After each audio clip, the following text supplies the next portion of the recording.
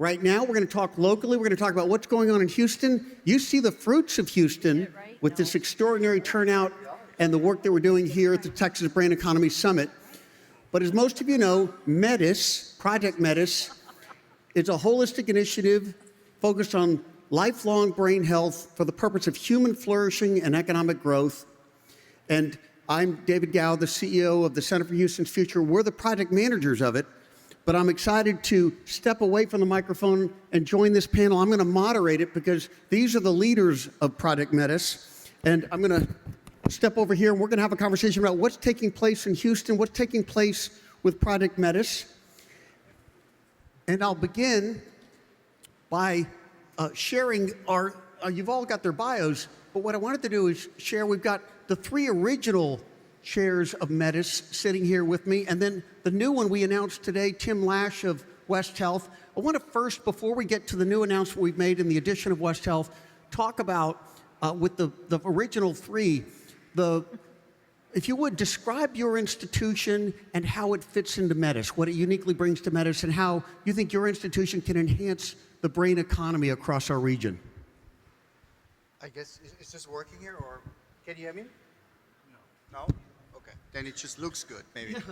Fashion apparel. Right? Yeah. Good afternoon, everybody.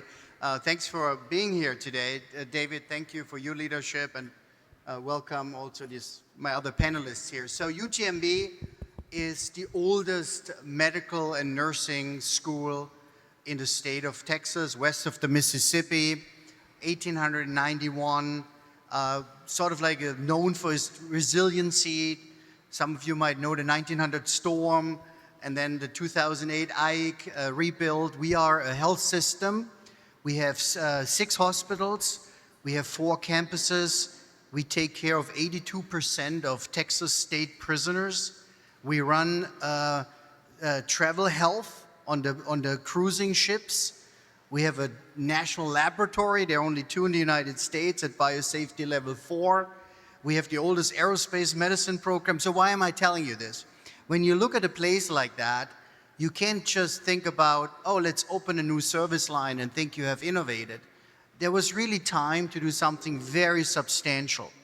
And I was sort of triggered by 2 things to invest heavily in brain health and brain capital. And that was, number 1, the presence of AI that was already there basically upon my arrival, but also what we have developed together with partners in the Valley and many other entities together. And then the second part is sort of like the resiliency and the knowledge around brain health that we have at UTMB. I felt this could be a new platform for UTMB that really transforms the entire place. Because for me, brain health, investing in brain and mental health and brain skills is actually a little bit of the perfect complement or perhaps the antidote to AI.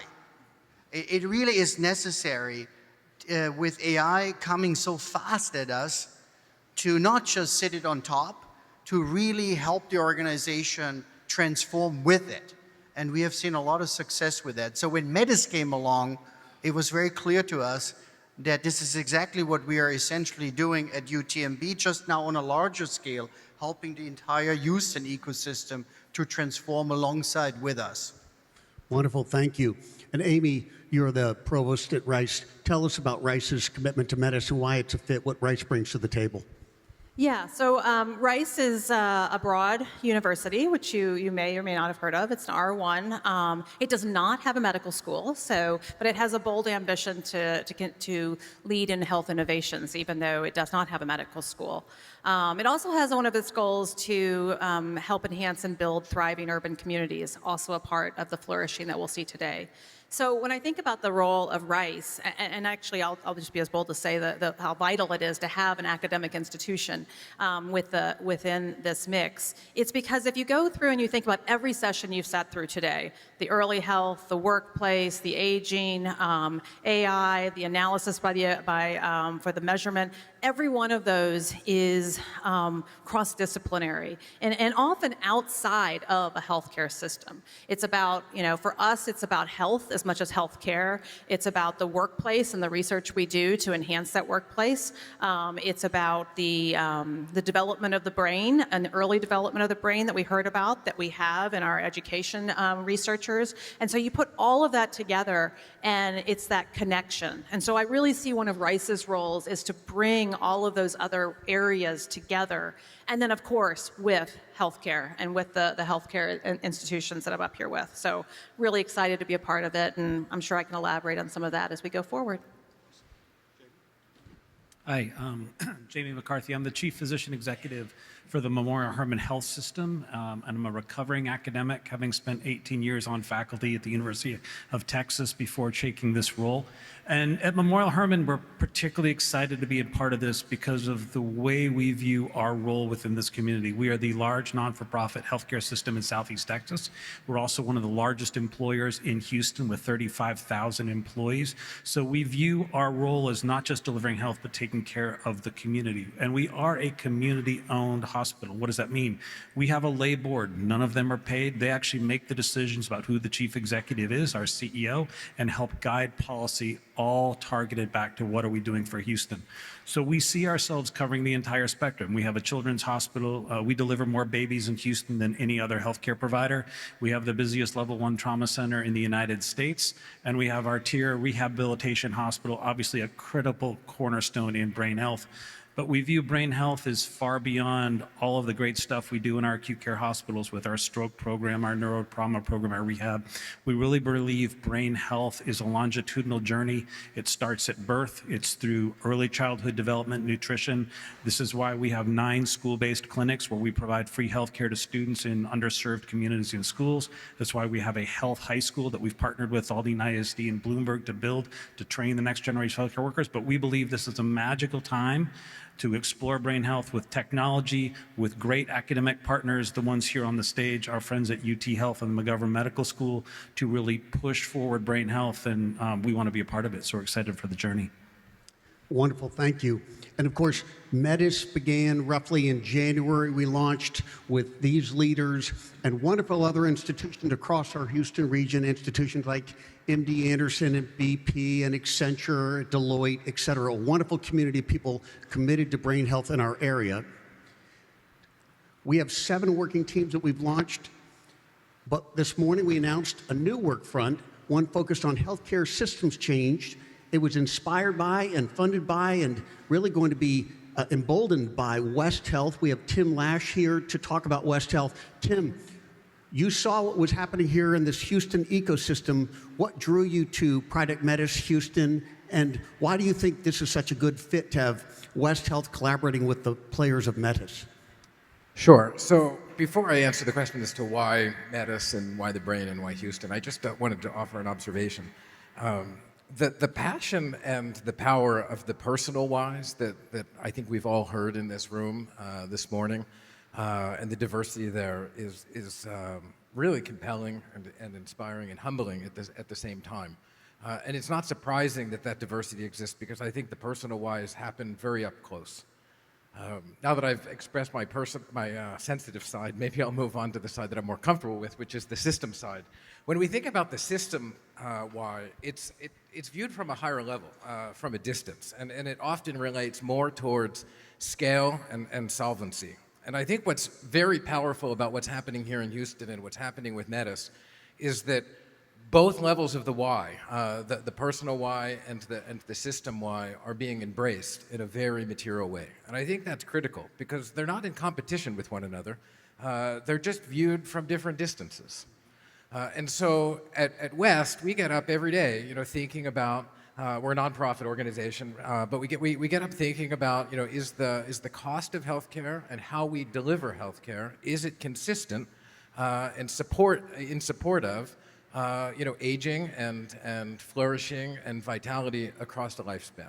And there's nowhere, I think, but the brain, right, where there's so much urgency and so much momentum and so much need at that intersection of cost and delivery. And when I think about, Houston and the medical, city that we have here, and the engagement of, perspective and experts that cross so many disciplines, I think this is a really unique opportunity to tackle, not only the science, but also, I would say, perhaps some of the lower hanging fruit around the delivery itself. Thank you. Staying on this topic of the healthcare system change for a minute, and I like to think of it as if you think about your whole lifespan, how the healthcare system works for brain health. And West has spent a lot of time understanding this. We now also have at the table here parties who are running healthcare institutions. What do you all think when you hear, Jochen, when you hear a healthcare system change for the benefit of the brain? How does that resonate with you, and what would that mean in your environment?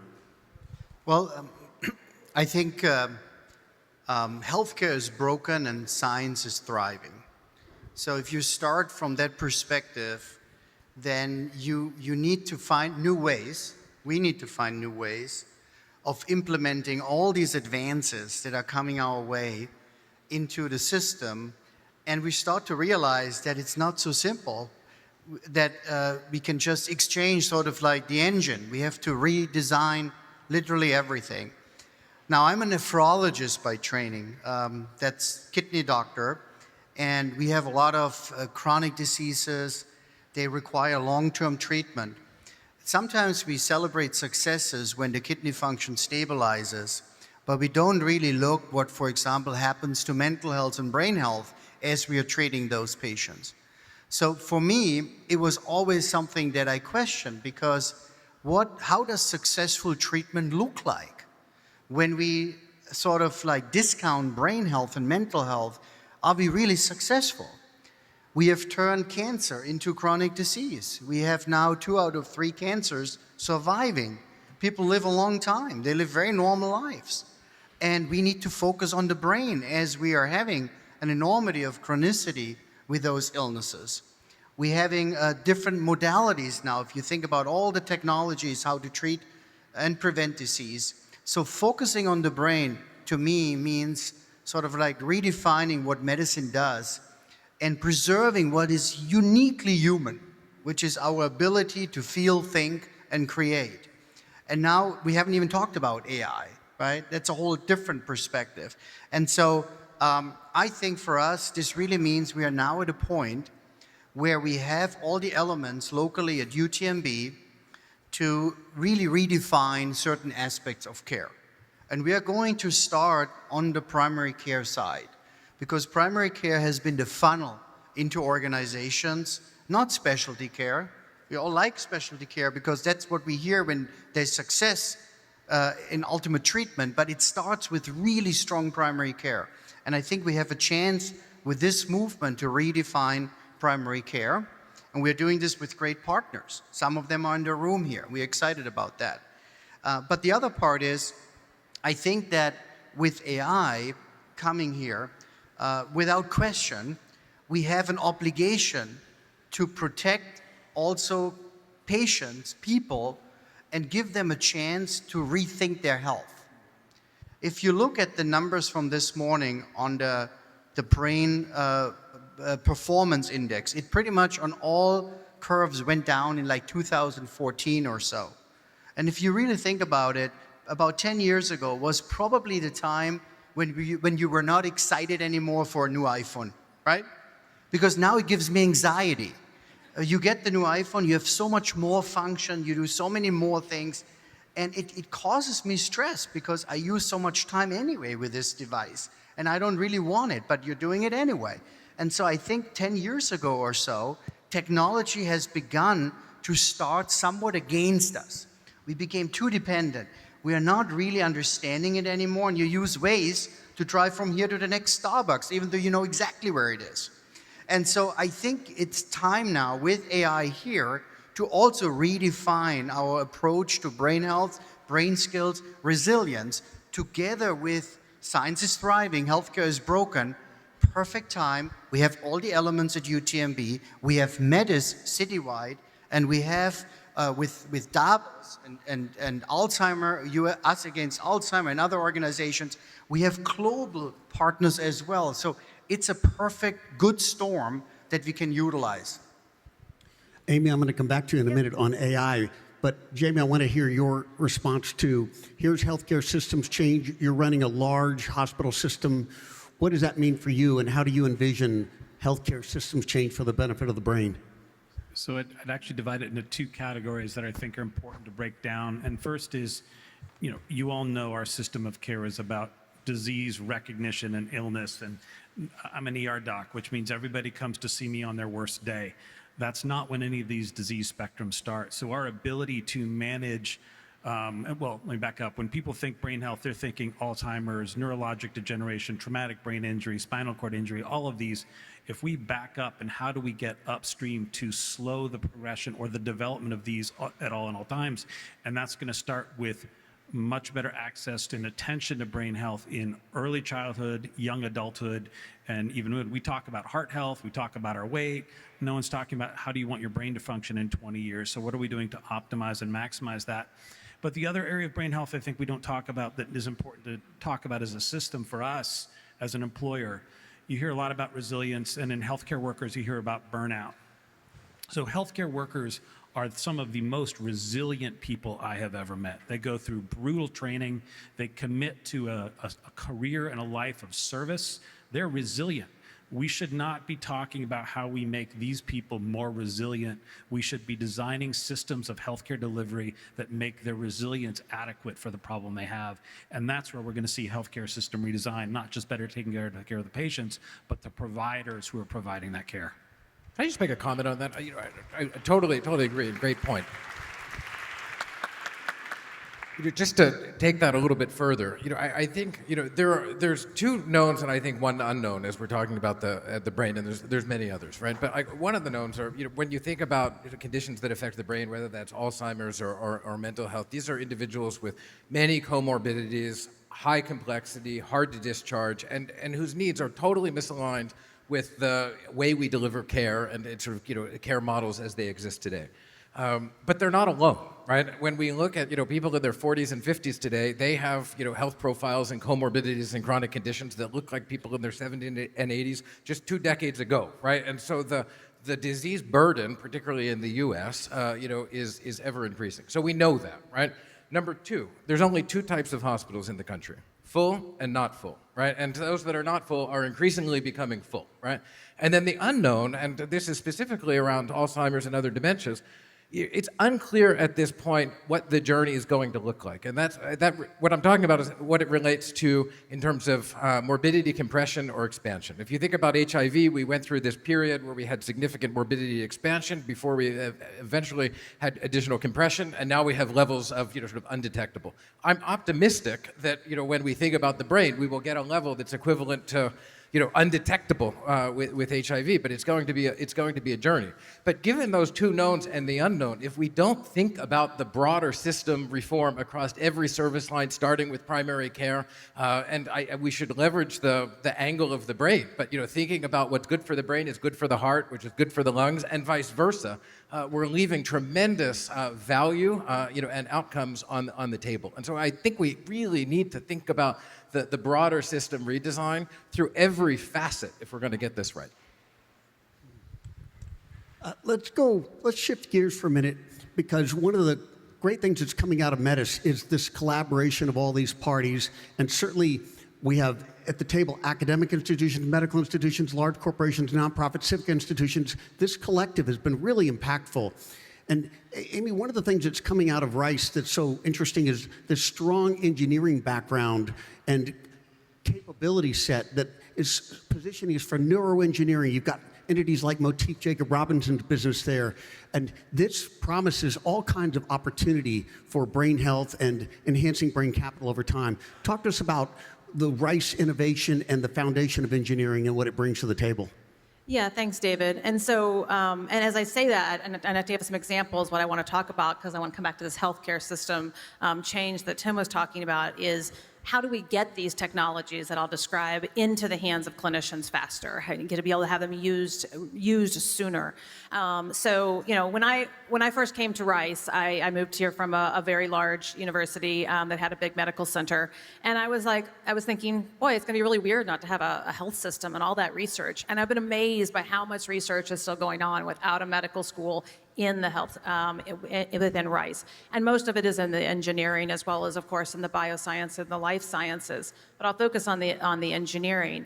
I walked through the labs, some of the ones you just mentioned, and I mean, there were a lot of sci-fi books that were talked about in the Google thing. Well, it's like walking through today's sci-fi. You talk about Jacob Robinson. This is a small implant that can be put into the brain in order to be able to treat treatment-resistant depression. And so this is already gotten some early-stage funding. There's robotics that will actually move with as you think and as you move. So we're talking about the physical and the mental together. There are so many, different, and it's all through collaboration. I mean, the future of medical innovation happens through collaboration. I mean, team science is just kind of the norm at this point, but it's cross-disciplinary team science. The Neuroengineering Institute that you're talking about has 50 different collaborators across TMC. And so it's those partnerships that are so vital. And I think AI just lands right in the middle of that, because it can really elevate and escalate the pace with which we can use the data to make the change and to innovate even faster. Robotic surgery in rural communities. I mean, there's just amazing things that we can do as we work together. And what I keep coming back to, especially with this initiative, is the thinking, and how can we shorten that time from invention to use, to get it into the hands of the practitioners sooner? Yes, that opportunity to take new technology, commercialize it, and scale it for impact is a huge leverage point for all we hope to achieve. So as we think about short-term wins and long-term wins, short-term accomplishments that we can get, I'd love to get you all's take on what we think we can get over the next year or two and what might be a little bit longer down the horizon. What are the possibilities here as outcomes of Metis? And open up to anybody who wants to jump in on sort of short and long-term wins. I can start there. So we're here in Houston, and you have NASA, but I'm from San Diego, and we have the Navy SEALs. And they often talk about the 3-foot rule, right? Which is when you're tackling things which are so aspirational and complex that you need to boil it down and focus on the things that are 3 foot in front of you, right? And so I really think that this notion of what can we do today, tomorrow, is absolutely critical. So I'd start with on the innovation side. There needs to be much better feedback loops between what's happening in the lab, both on the drug side and the device side, and what the reality of the clinic is. And I remember back, I used to do M&A on the device side for Johnson & Johnson, and I was meeting with Ali Rezai, who was a trailblazer in stereotractic neurosurgery, and we were looking at an epilepsy company. And I asked him and the team, how many of these can you do a week? And they looked at me and they were like, well, maybe 2. And so when you think about capacity of the system, right, that's a real constraint that people in the lab need to know about. And the same for Alzheimer's. We need to be recruiting much earlier, and much faster than we're doing today, right? And so that feedback mechanism is needs to be there. But then there are also very practical things that we can do on the delivery side, right? And Jochen, you mentioned primary care, right? I mean, we have to think along the continuum, and I think there's so many possibilities leveraging technology to do things that we imagined years ago but would have been too expensive, right? That would cause systems to be insolvent, that might be possible today, which actually get at the recruitment and the screening and the diagnosis and the flourishing that we're all playing for. Well, I think we already had quite a bit of short-term returns. We have DBRIT. It's caught up in court, but eventually it'll be freed. The Dementia Prevention Research Institute of Texas, $3 billion from the legislator. That's the largest fund to fight dementia and Alzheimer than anywhere in the world. We have come together here. It feels like very unique conference. I've heard nothing but phenomenal feedback. So it's sort of like naturally coming together around neuroscience, mental health, brain health, what we wanted Texas to be. This might be the third coast moment for Texas, where we really say, you know what, Silicon Valley, do your computers, Kendall Square, Cambridge, do your biotech. In the classical sense, we taking over the brain. And if someone asked me, which part would you take? I would take this one right here. And so I think this is a big moment for Texas, and this can only be done in full collaboration. And I think the state has very unique institutions. The TMC was built with that collaborative spirit in mind. We also have no problem to compete and collaborate on something.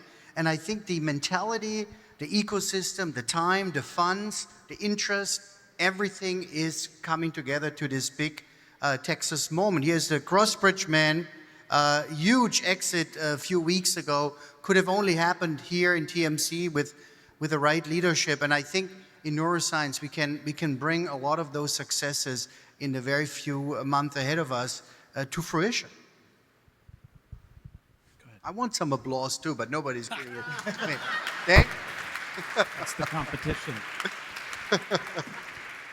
So I think, and maybe it'll have to be a long-term success, but I think we're already seeing some short-term successes, and that is a holistic view of the self and the brain. I mean, I think that every ailment, every disease that we've talked about will benefit from that holistic view, but I do think that the impact of your environment, the impact of your workplace, the impact of your early childhood, all of that comes together in a way with the brain and a connection that you can't necessarily compare. And so this is we'll say disease, or I'll say, I hate to say disease because this is negative, but this is this impact that we have that is so in need of that holistic view.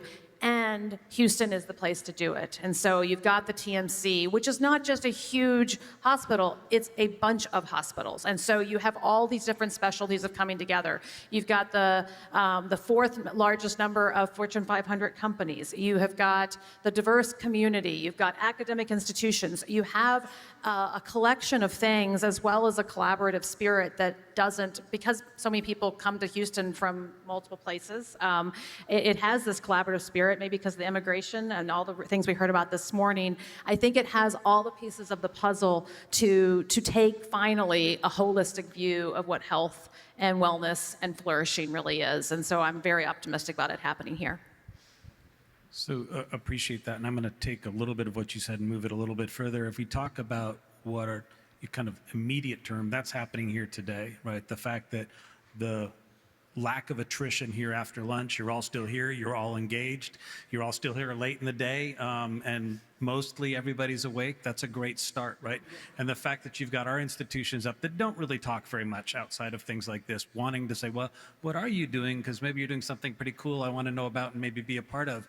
But then there are the things that we all need to be doing as our own organizations that start this process. So I'm going to continue to come back to brain health is not about dementia and strokes and traumatic brain injury. It starts much earlier than that. Stress levels of our employees, of our friends and our families, cortisol levels, access to food and nutrition.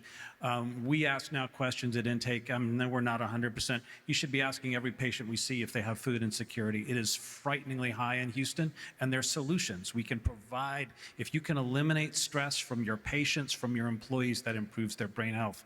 We've rolled out one technology I'm sure every healthcare provider has, the ambient listening technology for doctors and their notes, right? This has been the single greatest advance in the electronic medical record for our providers. They're getting 2 to 2.5 hours of time back in their lives, whether at home or at work between patients or at home that was being taken from their families. I need it for nurses now, so that's what we're working on now. I want this for all of my nurses. They need the same benefit. The doctors will actually kill me if I try to take it away. This has been so popular. But these are things that reduce stress and reduce pain in our families, patients, employees. These are things we can tackle today, and that's foundational for brain health. You know, it's interesting you raised food security because, of course, Megan Rose was up here earlier and she was talking about metrics and what makes, or what the big determinants were for Houston's Brain Capital Index, and we were scored really highly on our healthcare facilities, and we scored highly on industry and business, but equity and the stratification of our status of living was one of our inhibitors to strong brain capital. So that's just one way we can identify these things, and I know Amy's sympathetic to it because she's an economist. She loves these numbers. But we've now spent a really great day thinking about lots of different fronts here. We went through lifespan teams, early brain development, workplace years, healthy aging. We did measurement. We've had fruitful conversations around AI. And what I'm going to ask you is, what stood out to you the most, or what takeaway, what made an impression on you today across these different conversations, such as Google and AI and Andy Keller's moderated panel on all the opportunities, and then social impact investing, so many great fronts. What made an impression on you all today? Wow, it's a great question. Well, look, I think the diversity of institutions, public office, that's coming together. I see architectural firms here. They design smart buildings. I see Google here, venture capitalists. I see scientists here, consultants, and so forth and so on. So what's really remarkable is we are now at the point where this wave is not stoppable anymore. It's sort of like really building, and the onus is on this community to really make it happen. So one part I want to mention quickly is, I promise to be fast, so we decided in Galveston to have a Blue Zone initiative. And so we're turning Galveston into a blue zone, and I'm hoping this makes the water also a little bit more blue, but for now we're focusing on food and community. But you know what, I was also struck by how much the acceptance was in the community to do something like that, together with UTMB as the anchor institution, and ultimately it fits under the BRAIN umbrella. So again, a lot what we do in organizations are ultimately focused to make sure that what is uniquely human is at the center of everything we do. And I see this today in the room as a testament to it. When you look at the subscription, who is going to show up, it's one thing, but when you actually see people and read the labels, where they come from and what they do, and they think about brain and mental health, you know that we are arriving. I think what struck me was that throughout all of it, each of the talks in different ways, what we're talking about is something that's going to have a pretty long arc for the ROI. As an economist. And so what that means is we have to be proactive. I was particularly struck when we were talking about, having to treat future dementia as you would a future heart problem, and to think about what you would do 15 years before. But similarly, when we're talking about early education, we're talking about investing in our children in a way that we may or may not see the outcomes for many years. And this is a huge challenge across society. I mean, the social sciences have battled this and investigated this for a long time.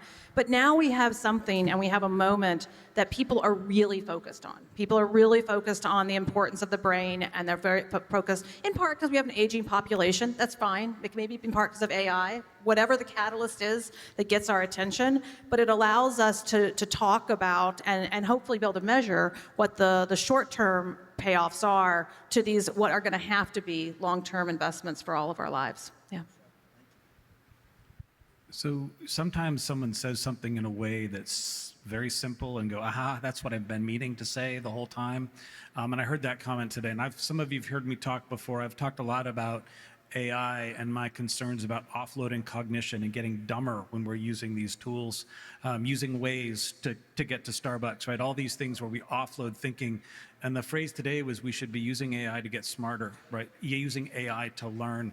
It drives me crazy when I'm going through my neighborhood and see a kid on an e-bike. I'm like, come on, you can pedal that bike. You're 12. You don't need the motor, right? Now, I would have loved the motor when I was 12, but still. So the part that I came out of this and away from is that all of the stuff we're learning, we have to continue to learn. And I love the expression is using AI to learn faster and learn better. I guess what struck me is the sophistication and craftiness around how we initially fuel and then drive the system change, the continuum, the evolution of the continuum of care in an economically viable way. And what I mean by that is if you look historically of where things have changed in healthcare, there's two pools of capital that one would look at. One would be health systems, and the other would be sort of pharma or device industry, right?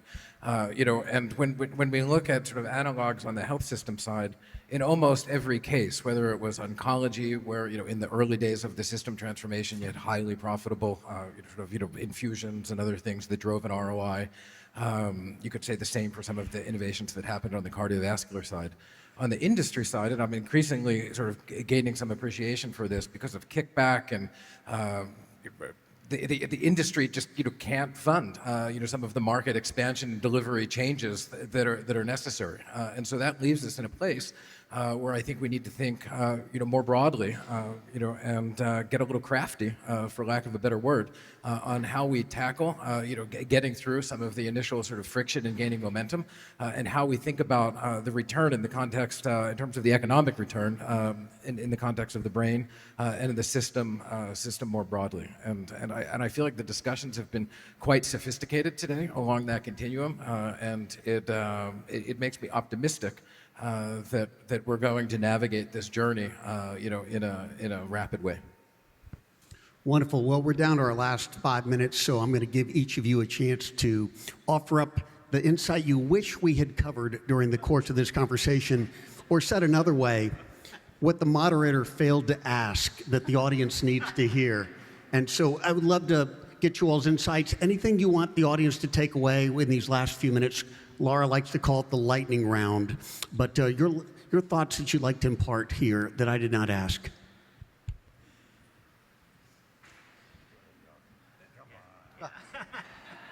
All right, I'll jump in. I know it's just this lightning round, but I mean, throughout today, I do think, and I've already mentioned it a little bit, is there are some amazing researchers on how to utilize the brain in our workplace. And I know you've got some of them on some of these subcommittees. And I just think that for this audience, because we didn't get to hear from many of them, to really think about what that work is. We have an adult skills lab. Margaret Byers, right back there, Byers faculty. We've got another faculty who goes and works with the military and within hospitals of how do you have AI as a teammate. And so there's some of this work, I think, that I'm an academic, so I'm going to have to promote the importance of that. And I just think that, I want us to really push the envelope on how we're doing the work. I mean, and for each of the subgroups, I could mention this, but I'm going to focus on that workplace one because I really think we can double down on thinking about how we do things differently. How do we keep older people in the workplace longer because they can continue to do the work? And so I just encourage everyone to think about some of those questions. Yeah. Yeah, the social capital for the elderly is a big topic. I think that's really rich frontier. I think this is a uniquely human moment. I want to feel more even of the accountability for all of us to really reduce incidence of dementia. I want to see Alzheimer going down. I want to see new trials coming. And I'm hopeful this will be happening, but in my mind, I'm beginning to shift to that accountability. And I'm feeling others are doing that too. They want to now begin to see results. We're all impatient around that. The other part is, when I say it's a deeply human moment, for me, I'm glad that we called AI, artificial intelligence. I took this personally. This is the first time there's actually an entity that competes with me at that level. What is this? And not because I find myself particularly intelligent or not, it's not that. But it is something that has a capability to really take essential components away from me. And I want to elevate our game. And I think with that, we have for the first time began to not differentiate any longer between brain health and mental health. It has finally come together. And I think this is that's why I say it's a big human moment. And I'm excited that we are finally coalesce around that and making us stronger, more resilient, and also ready to really dominate AI as it should be. So, yep. I'll go quickly with 2.5 minutes. So I think one of the things that I would hope that we would all take away is that brain health is not for the elite, and it needs to be for all of Houston. We need to make sure that we are bringing everybody along on this journey. This is not going to be only about advances we do in Alzheimer's, in stroke management, in the academic medical centers. It needs to reach our broad community, and we need to tackle those problems at scale, and we need the entire community to do it.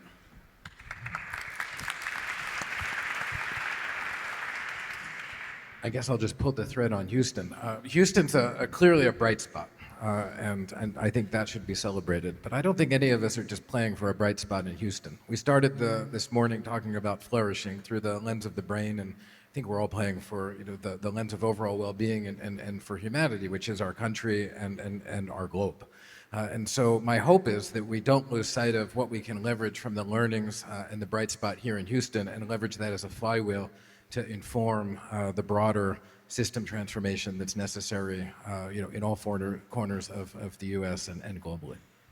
Awesome. One thing that keeps coming up in all my conversations on breaks, people will say, it's just amazing the way all these institutions across Houston have come together. I mean, otherwise competing institutions are collaborating for a greater good. MD Anderson's here, UT Health is here, all these medical institutions that might not naturally come together, but they have in a really compelling way. It's a part of the DNA of Houston.